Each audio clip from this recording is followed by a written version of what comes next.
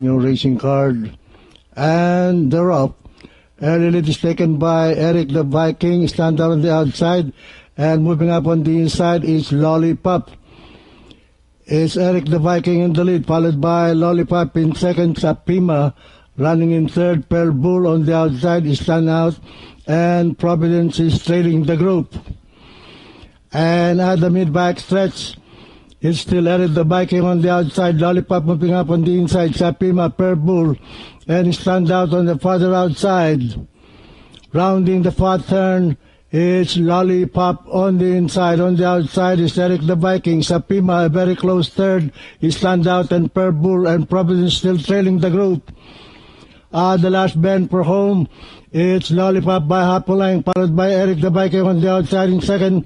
Then Sapima remains in third by 3.5 lengths. Stand out on the outside, and Pearl Bull. And at the top of the stretch, it is still Lollipop leading the field. It's still Lollipop now by 3.5 lengths, followed by Eric the Viking on the outside. Sapima by the rail. You stand out Pearl Bull and Providence.